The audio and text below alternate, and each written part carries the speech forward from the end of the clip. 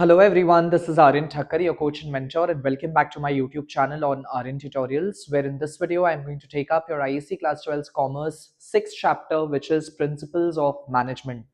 But before I get started, I want to inform you once again कि हमारा निर्भय batch launch हो चुका है एंड अगर आप बेहतरीन तरीके से काफ़ी अच्छे तरीके से प्रोडक्टिव वे में प्रेपरेशन करना चाहते हो for your board examination then I have got you covered in that batch जहां पे बहुत ही comprehensive and dedicated and detailed तरीके से हम लोग पढ़ाई करने वाले हैं for the next 38 to 40 days जो भी आपके बोर्ड एग्जामिनेशन को अब बाकी है, ठीक है। सो आप जरूर से उस कोर्स को चेकआउट करिए एंड आंख बंद करके भरोसा करिए, मैं आपका सब कुछ करा दूंगा। So without wasting much time let's get started. Principles of management, इसको भी हम लोग स्टोरी फॉर्मेट से समझेंगे। क्या होते हैं प्रिंसिपल्स का मतलब? First of all, to begin with, what is the meaning of principles of management? एक दिन राजू पूछता है, सर मैनेजमेंट प्रिंसिपल्स क्या होते हैं? तो मिश्रा जी जो कि उसका सर था वो बोलते हैं कि बेटा ये वो बेसिक सच है, प्रिंसिपल्स ऑफ मैनेजमेंट वो बेसिक सच है जो बताते हैं कि काम करोगे तो रिजल्ट क्या मिलेगा। In other words principle of management का मतलब होता है these are universal principles of management are universal truths, ठीक है। these are universal truth which have a universal validity, यानी इसको आप वेरीफाई कर सकते हो इन प्रिंसिपल्स ऑफ मैनेजमेंट को, जो कि रिलेशनशिप बताएंगे बिटवीन कॉज एंड इफेक्ट, ठीक है। ये प्रिंसिपल ऑफ मैनेजमेंट का काम है बताना कॉज एंड इफेक्ट के रिलेशनशिप को समझाना कि क्या करने से क्या रिजल्ट निकलेगा। इफ यू डू समथिंग उसका आउटकम क्या हो सकता है। हालांकि वो आउटकम जरूरी नहीं है कि जैसा आप एंटिसिपेट करो हमेशा ही वैसा हो, but to some extent prediction लगाया जा सकता है, ठीक है। सो मिश्रा जी एग्जाम्पल देते हैं, ज्यादा काम और कम प्लानिंग अगर करते हैं तो बैड रिजल्ट आएगा, ठीक है, गड़बड़ रिजल्ट आ जाएगा। आप काम ज्यादा करोगे लेकिन प्रॉपरली अगर प्लान नहीं होगा जो भी काम आप कर रहे हो, then your outcome will not be fruitful. यानी कॉज और इफेक्ट के रिलेशनशिप को समझाता है प्रिंसिपल ऑफ मैनेजमेंट। जब राजू कंफ्यूज हो जाता है तो फिर वो कहता है प्रिंसिपल मैनेजर के जीपीएस बन जाते हैं। तब वापस से मिश्रा जी एड ऑन करते हुए बोलते हैं कि प्रिंसिपल एक जीपीएस की तरह काम करता है। In other words principle direction provide करता है, डायरेक्शन टू मैनेजर्स कि उन्हें किस वे में काम करना चाहिए, ठीक है। It provides direction to the managers. Sharma madam add करते हुए बोलती है हम प्रिडिक्ट कर सकते हैं, ठीक है, हम फोरकास्ट कर सकते हैं कि डिसीजन का इफेक्ट क्या होगा। हालांकि not necessary that the outcome will be exact.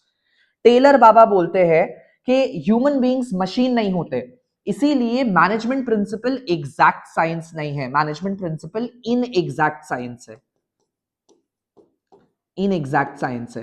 क्योंकि human beings are social people, social being, and social being को लेबोरेटरी कंडीशंस में आप टेस्ट नहीं कर सकते हो। आप जैसे फिजिक्स में या केमिस्ट्री में आप कोई भी टेस्ट करोगे तो आपका कॉज एंड इफेक्ट एकदम डिटर्मिन्ड होगा, एकदम ऑलरेडी एग्जैक्ट होगा कि ऐसा करने से ऐसा ही होगा। ग्रेविटेशनल फोर्स बोलता है कि any object that goes up it has to come down. But principle of management, क्योंकि जिसमें ह्यूमन बींग्स के साथ डील किया जा रहा है, नॉट नेसेसरी कि हर बार आप जो भी रूल जो भी प्रिंसिपल को अप्लाई करोगे तो उसका आउटकम एक जैसा ही हो। It can very depending upon the circumstances. I hope that's clear. So failure sir smile करते हुए कहते हैं कि सिचुएशन के हिसाब से प्रिंसिपल बेंड भी कर सकते हो। बेंड का मतलब आप ऑल्टर या चेंज भी कर सकते हो, and that makes principal of management dynamic in nature, ठीक है। That makes principal of management dynamic in nature. In other words dynamic का मतलब हुआ फ्लेक्सिबल है।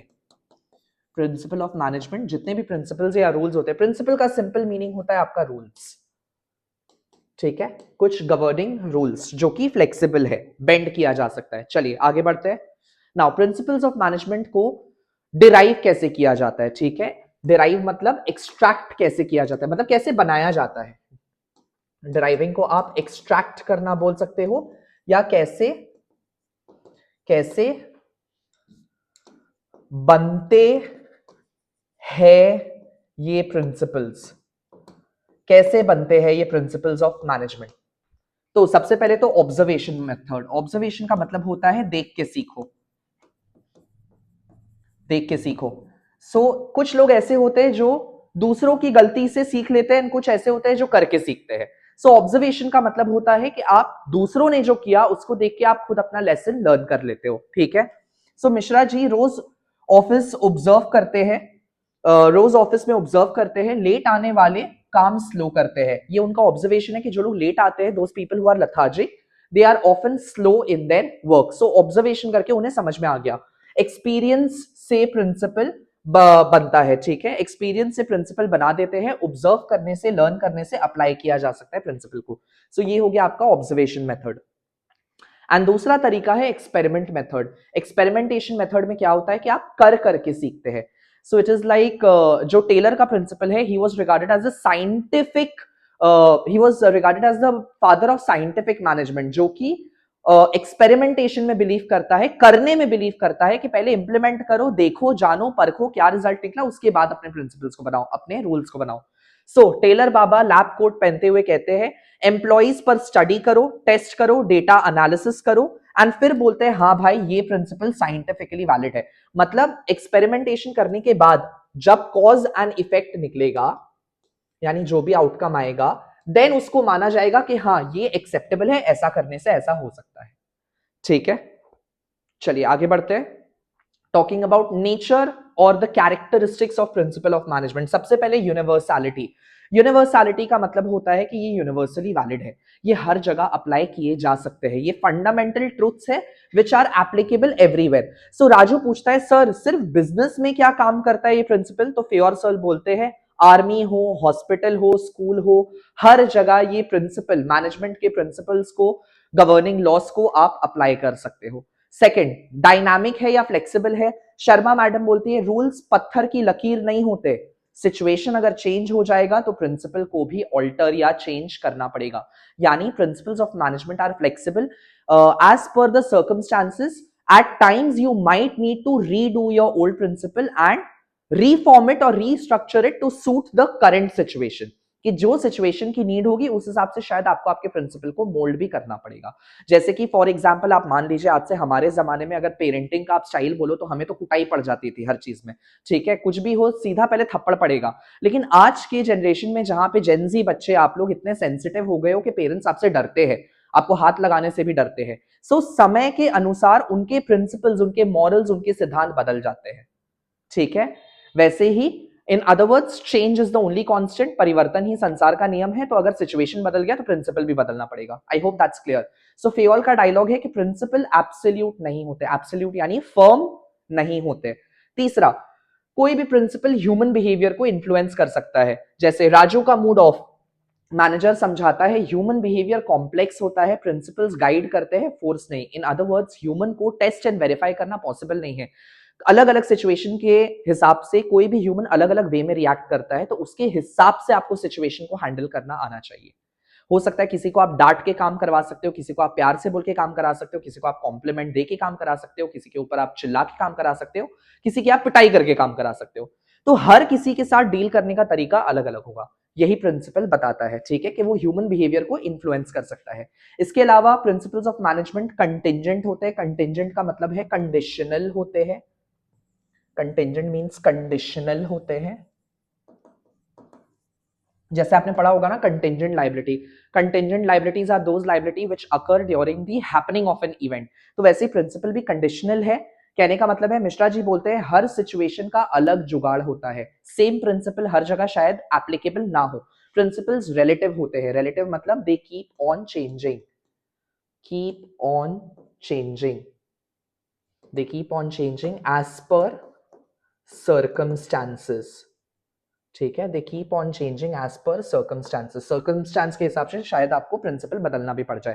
And at the same time principle आपको कॉज एंड इफेक्ट का relationship बताता है। कॉज का मतलब हो गया कि आप अगर ऐसा करोगे, इफ यू डू दिस, इसका आउटकम, इसका रिजल्ट क्या होगा। इन अदर वर्ड्स बुक में सबसे कॉमन एग्जाम्पल दिया गया है, dual subordination leads to confusion. मतलब a person can not serve two masters or more than two masters, that is multiple masters or bosses at the same time.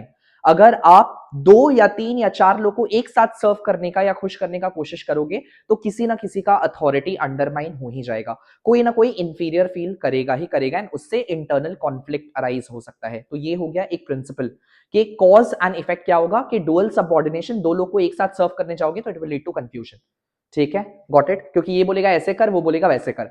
So in other word salary late अगर हो गया तो staff upset हो जाएंगे, this could be one example. Motivation अगर high होगा तो performance भी अच्छा होगा, एंड मैनेजर प्रॉब्लम सॉल्व करता है।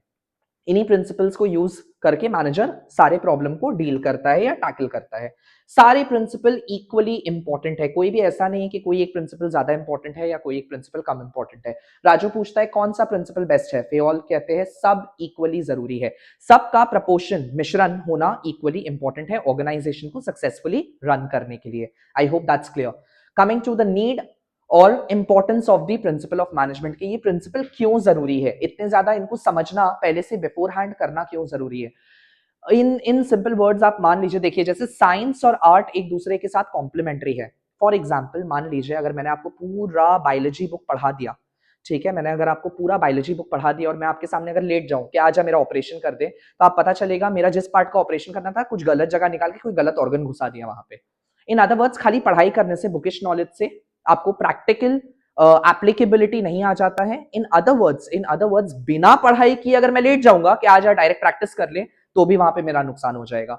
So in other words, science and art, that is the principles, the laws, at the same time, applicability of those laws, they have to be complementary, they have to go together.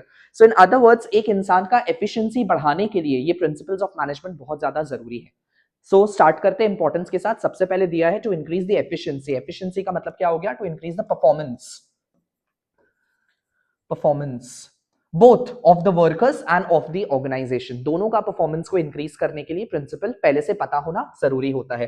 Raju trial and error से परेशान था, मतलब राजू को जब principles पहले से पता ही ना हो, if he is oblivious, he is ignorant, he is unaware of the principles, तो वो हर चीज ट्रायल एरर पे करेगा, गलती करेगा, फिर उससे सीखेगा, अच्छा ये चीज मेरे को नहीं करना है दोबारा, तो उससे बहुत डिले होता है, काम डिले हो जाता है। सो प्रिंसिपल बेसिकली शॉर्टकट दे देते हैं। अगर आपको पहले से ही बता दिया जाए, अब मान लीजिए अगर आपको कोई गाइड करने वाला ना हो, आपको अगर रोड मैप बताने वाला ना हो कि आपको पढ़ाई कैसे करना है या कैसे करनी चाहिए, तो उस केस में आप अपने हिसाब से करोगे। हो सकता है शायद आप सक्सेसफुल हो जाओ, हो सकता है आप ना हो और आप फेल हो जाओ। तो इसीलिए हम लोग टीचर्स होते हैं जहां पे जो आपको प्रॉपरली एक रोड मैप बना देते हैं, देख ऐसे पढ़ना है, ऐसे पढ़ना है, इतना टाइम से इतना टाइम पे ये पढ़ना है, ये करना है, ऐसे करना है, ताकि आपका बोर्ड रिजल्ट अच्छा आ जाए। सो इन प्रिंसिपल्स के होने से शॉर्टकट मिल जाता है, ठीक है, जो आपका गोल है वो ज्यादा इजीली अचीव हो जाता है, काम फास्ट होता है एंड स्मार्ट भी होता है। At the same time to crystallise the true nature of management, crystallise करने का मतलब क्या होता है? टू ब्रिंग ट्रांसपेरेंसी, ट्रांसपेरेंट करने के लिए चीजों को। To crystallise the true nature of management, Sharma madam बोलती है प्रिंसिपल के बिना मैनेजमेंट साइंस ही नहीं होता, मतलब ये एक सब्जेक्ट ही नहीं बनता अगर लॉज नहीं होते। जैसे साइंस में भी आपके कितने सारे थ्योरम्स है, कितने सारे लॉज है, मैथ्स में भी कितने सारे गवर्निंग लॉज है जिसकी वजह से आप एक पर्टिकुलर सोल्यूशन तक पहुंचते हो, वैसे ही ह्यूमन के साथ डील करने के लिए भी, उनको मैनेज करने के लिए भी कुछ लॉज है, कुछ सिद्धांत है, कुछ प्रिंसिपल्स है जिनका ध्यान रखना बहुत ज्यादा जरूरी होता है, ठीक है।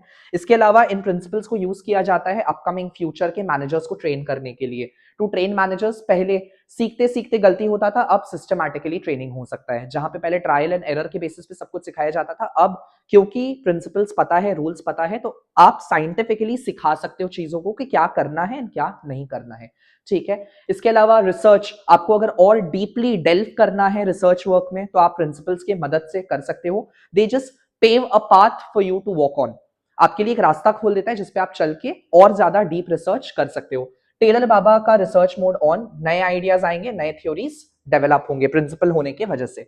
इसके अलावा सोशल गोल्स, सोसाइटल गोल्स जो है, मिश्रा जी बोलते हैं प्रॉफिट के साथ सोसाइटी भी इंपॉर्टेंट है, यानी सोशल गोल्स को अचीव करने के लिए अब आप मान लीजिए आप खाली एम्प्लॉइज से काम निकलवाते जा रहे हो, उसको रगड़ के काम करा रहे हो, and if that employ is not feeling developed और प्रोग्रेस्ड इन लाइफ, वो आपका काम को छोड़ देगा।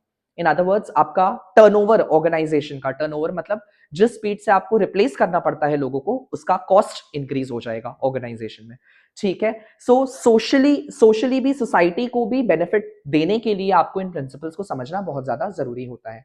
इसके अलावा टू क्लैरिफाई थिंकिंग, नए मैनेजर को क्लियर रोड मैप मिलता है, एक गाइडलाइन मिलता है कि उनको क्या करना है, क्योंकि ऑलरेडी ये प्रिंसिपल्स पहले से बनाए गए होते हैं।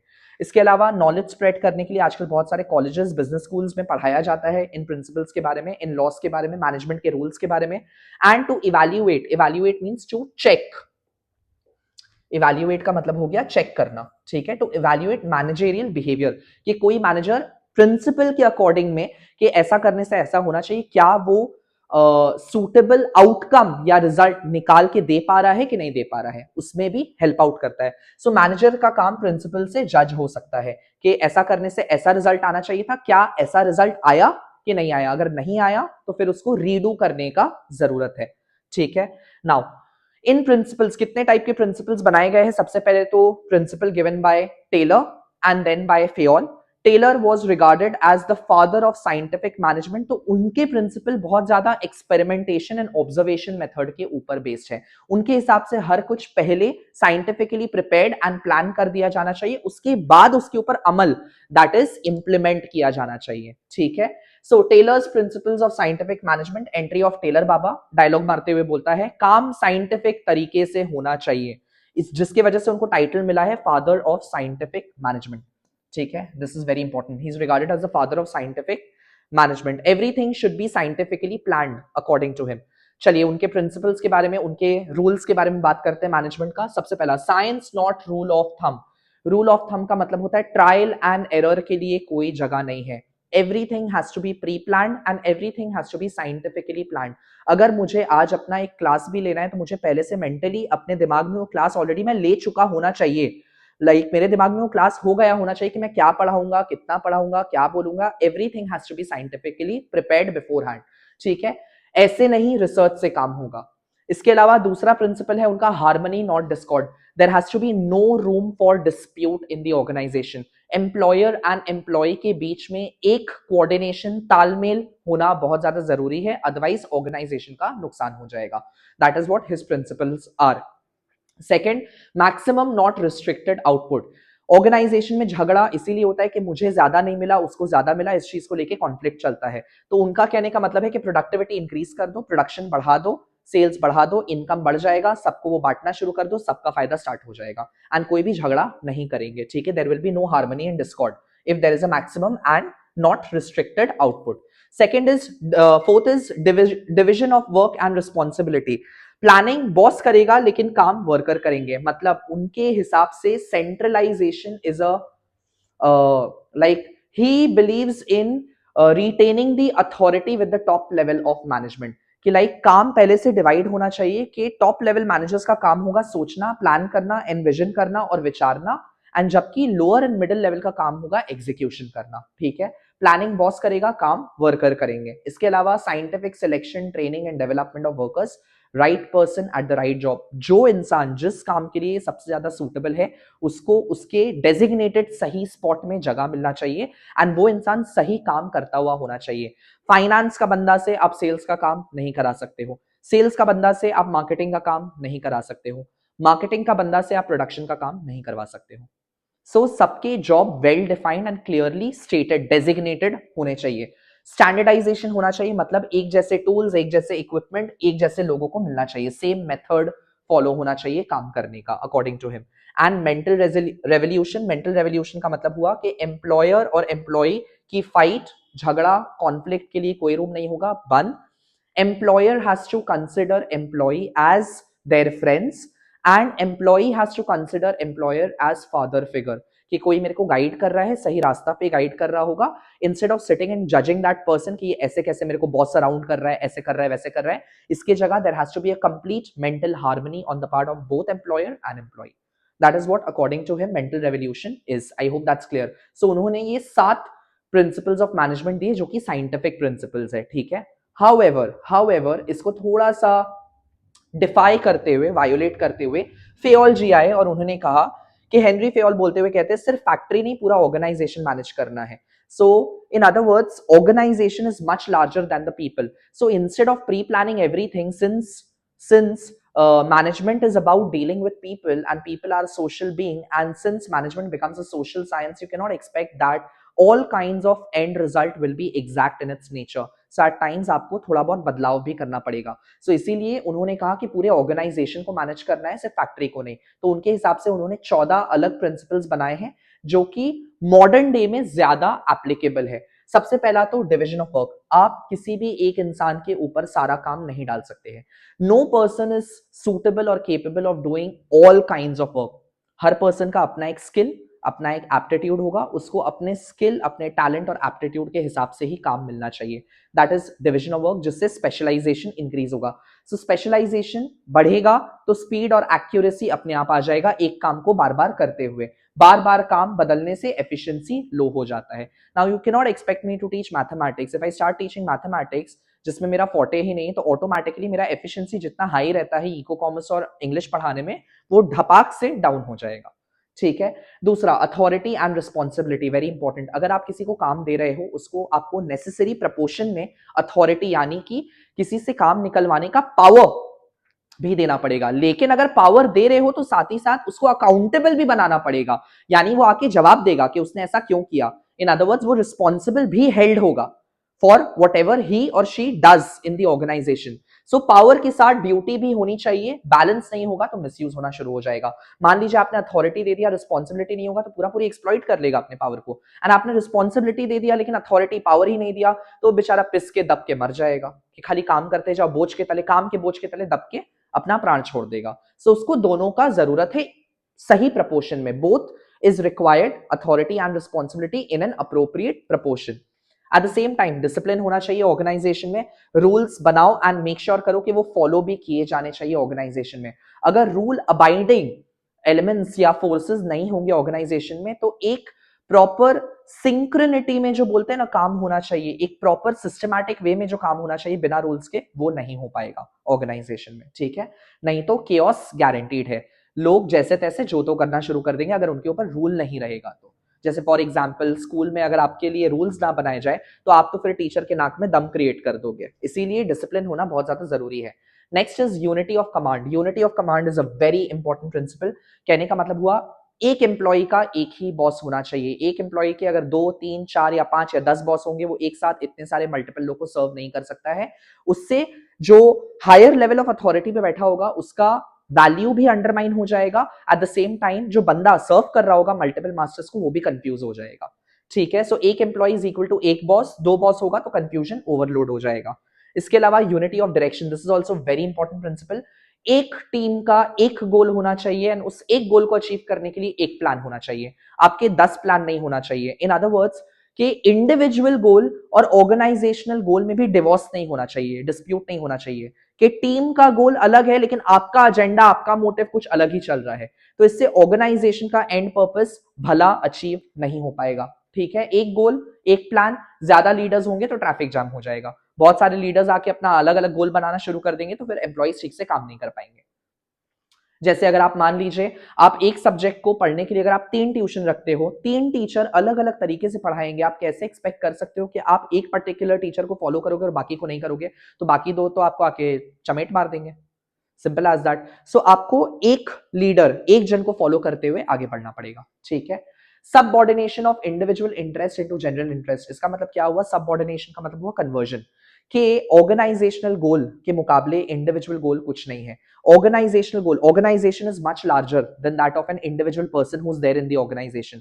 सो ऑर्गेनाइजेशन का goal should be on the priority than that of individual का गोल। इन अदर वर्ड्स, जब आप एज एन इंडिविजुअल किसी ऑर्गेनाइजेशन को ज्वाइन करते हो, आपका मोटिव, आपका इंटेंशन अलग ही होता है। आपका मोटिव होगा कि मेरे को अच्छा सैलरी मिल जाए, मुझे कम से कम काम करना पड़े, मैं आराम से जाके अपना जिंदगी बिताऊं, हो गया, बस ये आपका गोल है। लेकिन ऑर्गेनाइजेशन का गोल अलग है, क्योंकि ऑर्गेनाइजेशन को ना केवल इंडस्ट्री, ना केवल सोसाइटी, बट पूरे नेशन को सर्व करना है। तो वो इंटरेस्ट ज्यादा बड़ा है, उसको पहले प्रायोरिटी मिलना चाहिए। ठीक है, पहले कंपनी फिर मैं, सेल्फिश कॉन्फ्लिक्ट हो जाएगा। ठीक है, सेल्फिश आप नहीं हो सकते हो। रेम्यूनरेशन, रिवॉर्ड जस्ट होना चाहिए, मतलब रिवॉर्ड में कोई बायसनेस नहीं होना चाहिए, फेयर पे होना चाहिए। अगर फेयर पे होगा तो एम्प्लॉय अपने आप खुश होगा। लेकिन अगर आप किसी को एक्सप्लॉइट करोगे मॉनेटरली, उसको उसका डिजर्विंग सैलरी नहीं दोगे, तो there is a sense of demotivation, तो फिर एम्प्लॉय आपके लिए ठीक से काम नहीं करेंगे। तो रिवॉर्ड का भी अच्छा बैलेंस होना चाहिए। इसके अलावा सेंट्रलाइजेशन, सेंट्रलाइजेशन का मतलब होता है, सेंट्रलाइजेशन मीन्स रिटेंशन। रिटेंशन का मतलब क्या हुआ? अपने पास रिटेन करना, रिटेंशन ऑफ अथॉरिटी। जब आप अथॉरिटी अपने पास रखते हो यानी पावर अपने पास रखते हो उसको सेंट्रलाइजेशन बोलते हैं। एंड डिसेंट्रलाइजेशन का मतलब होता है इसी अथॉरिटी को जब आप डिवाइड करना, यानी आप लोअर लेवल या मिडिल लेवल पे अलग अलग पूरे ऑर्गेनाइजेशन में जब आप लोगों को डिसीजन मेकिंग पावर देने लगते हो उसको हम लोग बोलते हैं डिसेंट्रलाइजेशन। ठीक है, सो दोनों का बैलेंस होना बहुत जरूरी है। So decentralisation and centralisation is a matter of right proportion in the organisation. कहाँ कितना सेंट्रलाइज करना है, कितना अथॉरिटी अपने पास रखना है, कितना अथॉरिटी को डिसेंट्रलाइज यानी देना है लोग को, ये it's a matter of proportion. आपके ऑर्गेनाइजेशन के हिसाब से वो प्रॉपरली वेल डिफाइंड होना चाहिए, पता होना चाहिए आपको। ठीक है, ज्यादा पावर अगर ऊपर रखोगे तो काम स्लो होगा। मतलब इन अदर वर्ड सब पूरा डिसीजन मेकिंग पावर आप अपने पास रखोगे एंड सारे लोग आपसे पूछ पूछ के काम करेंगे तो फिर आप इतना जवाब देते देते आप कुछ कंट्रोल ही नहीं कर पाओगे। In simple words, if you try to control everything you will end up controlling nothing. So and ज्यादा नीचे रखोगे पावर को तो लॉस ऑफ कंट्रोल हो जाएगा, तो फिर लोग को अकाउंटेबल ठहराना, उनको पकड़ के काम निकलवाना मुश्किल हो जाएगा। ठीक है, so there has to be a proper balance of that. इसके अलावा next principle is again very important, scalar chain होना चाहिए। स्केलर चेन यानी एक अथॉरिटी का जो रिलेशनशिप होता है, authority relationship should be well defined. पहले से आपके जो भी सुपीरियर एंड सबऑर्डिनेट के बीच में जैसा भी रिलेशनशिप होगा, जिससे कम्युनिकेशन चैनल बनेगा कि कौन किसको रिपोर्ट करेगा, वो पहले से वेल डिफाइंड होना चाहिए ताकि प्रॉपर कम्युनिकेशन लाइन बन सके। इमरजेंसी में गैंग प्लैंक अलाउड है। गैंग प्लैंक का मतलब मान लीजिए आपने एक स्केलर चेन बना दिया ऐसे, या फिर आप सिंपल एग्जांपल ले लो स्केलर चेन का कि आपके स्कूल में कैसा स्केलर चेन बना होगा कि स्टूडेंट काउंसिल को जाके रिपोर्ट करेंगे, यानी जो भी आपके कैप्टन प्रीफेक्ट्स वगैरह होते हैं उससे बात करेंगे। कैप्टन प्रीफेक्ट जाके टीचर से बात करेंगे, टीचर रिप्रेजेंटेटिव से बात कर सकता है, टीचर रिप्रेजेंटेटिव कोऑर्डिनेटर से बात करेगा, कोऑर्डिनेटर प्रिंसिपल के पास जाएगा एंड प्रिंसिपल मैनेजमेंट के पास जाएगा बात करने के लिए। तो ये हो गया एक well defined chain of command between the superior and the subordinate. Top level से लोअर लेवल तक एक चेन ऑफ कमांड बना दिया गया जिसमें कम्युनिकेशन उसी चेन से फॉलो करना है। हाँ, कभी कभार अगर इमरजेंसी सिचुएशन में जल्दी डिसीजन लेना है, in that case sometimes gang plank is allowed. Gang plank का मतलब होता है कि आप वो चेन ऑफ कमांड को ब्रेक करके डायरेक्ट कम्युनिकेट कर सकते हो, but it should not be a regular practice. ठीक है, रोजमर्रा में वो नहीं होना चाहिए। इसके अलावा ऑर्डर का मतलब हुआ सही लोग सही जगह पे काम में होने चाहिए, वरना मेस और लॉस दोनों हो जाएगा। मतलब आप सारे डिपार्टमेंट को एक जगह पे नहीं रख सकते हो, सारे कैटेगरी के लोग को एक डिपार्टमेंट में नहीं घुसा के रख सकते हो। आप अलग अलग साइड में, मतलब जो टूल्स रिक्वायर्ड है जिस डिपार्टमेंट में, उसको आप दूसरे डिपार्टमेंट में नहीं रख सकते हो, उन टूल्स को उसी डिपार्टमेंट में रखना पड़ेगा, अदरवाइज केओटिक वर्क होना स्टार्ट हो जाएगा। ठीक है, then comes your equity. This is also very important principle. Equity हो गया इक्वालिटी, मतलब सबको फेयर वे में ट्रीट करना। There is no room for nepotism और फेवरेटिज्म इन द ऑर्गेनाइजेशन। जहां फेवरेटिज्म कार्ड प्ले होना स्टार्ट हो जाएगा वहां पे जो एम्प्लॉइज होंगे they will start feeling that due to that favouritism के हमें कोई पूछता नहीं है, that we are not acknowledged, and due to that there will be a sense of bitterness in their mind. So fair treatment से loyalty बढ़ता है। अगर फेवरेटिज्म करोगे तो रिसेंटमेंट का मतलब होता है हार्श फीलिंग्स या बिटर फीलिंग्स डेवलप होना स्टार्ट हो जाएगा अमंग दी एम्प्लॉइज। इसके अलावा stability of tenure. Stability of tenure का मतलब होता है, टेन्योर का मतलब होता है टाइम, बेसिकली एक particular time, till the time you are in the organisation. मतलब आप एक अग्रीमेंट साइन करते हो कि आप ऑर्गेनाइजेशन में इतना समय तक रहोगे। अच्छा, जब भी कोई नया एम्प्लॉय ऑर्गेनाइजेशन में आता है उसे एडजस्ट करने में, अडेप्ट करने में, काम सीखने में थोड़ा सा टाइम लगता है, तो उसको स्टेबल होने तक का टाइम देना बहुत ज्यादा जरूरी है। जस्ट बिकॉज किसी को थोड़ा ज्यादा टाइम लग रहा है एडजस्ट होने में, उसके उस एडजस्टमेंट फेज के दौरान आप उसको उठा के बाहर नहीं फेंक सकते हो। That is stability of tenure. Job security होना चाहिए, तभी वो बेटर परफॉर्म कर पाएगा। अगर वो हमेशा थ्रेटेंड रहेगा या डर में जिएगा कि मुझे कभी भी उठा के फायर कर दिया जा सकता है या मुझे ले ऑफ कर दिया जा सकता है, तो फिर वो ठीक से काम नहीं कर पाएगा। ठीक है, अगर फ्रीक्वेंट फायरिंग होगा, अगर आप काम से निकालोगे तो इंस्टेबिलिटी क्रिएट होता है ऑर्गेनाइजेशन में। इसके अलावा there has to be a sense of initiative attitude in the mind of employees. मतलब एम्प्लॉइज के पार्ट पे ये जरूरी है कि वो काम मिलने का इंतजार ना करे। अगर देख रहे हैं कि उनके पास काम नहीं है तो खुद से सामने से आके काम मांगना स्टार्ट कर दे। ठीक है, मतलब कोई भी उनके पीछे नहीं पड़ा होना चाहिए कि अरे ये करो ये करो ये करो। You can not just go and nag the people behind to work rather they should be diligent enough to take up the work and do it by themselves. So employees को ideas देने दो, creativity unlock होती है, तब वो लोग initiative लेंगे. ई spirit D cops का मतलब होता है टीम स्पिरिट. यूनिजन होना चाहिए, there has to be united team, जिससे कंपनी का रेप्यूटेशन एंड कंपनी के लोगों में bonding, sense of bonding and sense of you know there is a sense of bonding and then there is a sense of harmony, वो develop होता है company में. ठीक है. Infighting is equal to failure guaranteed. मतलब कि अगर आपसी विवाद होगा, मतभेद होगा, मनभेद होगा लोगों के बीच में, अगर विचार नहीं मिलेंगे तो फिर कंपनी, ऑर्गेनाइजेशन बड़ा नहीं हो पाएगा या प्रॉस्पर, सक्सेसफुल नहीं बन पाएगा. ठीक है. एंड इसके अलावा लास्ट टॉपिक बचता है दोनों में कोर डिफरेंस क्या है टेलर और फेयोल में. सबसे पहले टेलर फैक्ट्री फ्लोर का साइंटिस्ट है, जहां पे टेलर बोलते हैं वर्कर को एफिशिएंट बनाओ. टेलर का main focus was to improve the worker and improve their efficiency, जबकि modern principle given by Fayol बोलता है ही इज लाइक ऑफिस का मैनेजर, जो कि बोलता है सिस्टम को एफिशिएंट बनाओ. सिस्टम एफिशिएंट होगा तो लोग अपने आप एफिशिएंट हो जाएंगे. अगर सिस्टम खराब होगा, एनवायरमेंट खराब होगा, तो लोग अपने आप ही काम नहीं कर पाएंगे. ठीक है. So with this we come to an end of principles of management. बस और कुछ नहीं बचा है. देखो टेलर का फोकस है प्रोडक्शन लेवल एफिशिएंसी इंक्रीज करना, वर्कर का प्रोडक्टिविटी को इंप्रूव करना, साइंटिफिक मेथड एंड एक्सपेरिमेंट के थ्रू करना. फेयोल बोलता है ओवरऑल ऑर्गेनाइजेशनल मैनेजमेंट को इंप्रूव करना. एडमिनिस्ट्रेटिव प्रिंसिपल्स यानी एडमिनिस्ट्रेशन करने के लिए, यानी एक ऑर्गेनाइजेशन को रन करने के लिए जो क्राइटेरिया एसेंशियल है, वो सारे प्रिंसिपल्स उसने दिए हैं. एंड यूनिवर्सल एप्लीकेशन है इसका, मतलब ये हर ऑर्गेनाइजेशन में फेयोल का दिया हुआ प्रिंसिपल अप्लाई हो सकता है. ठीक है. So with this we come to an end of principles of management and I hope आपको बहुत बेहतरीन तरीके से समझ में आ गया होगा. आपको अगर एग्जाम ओरिएंटेड नोट्स चाहिए तो आप आर्यन ट्यूटोरियल एप्लीकेशन को डाउनलोड करिए, वहां पे फ्री स्टडी मटेरियल सेक्शन में नोट्स डाल दिया गया है. Go and make use of it, and I hope you are preparing well for your examination. So keep smiling, keep studying. I'll see you in my next video. Till then, take care. Bye bye.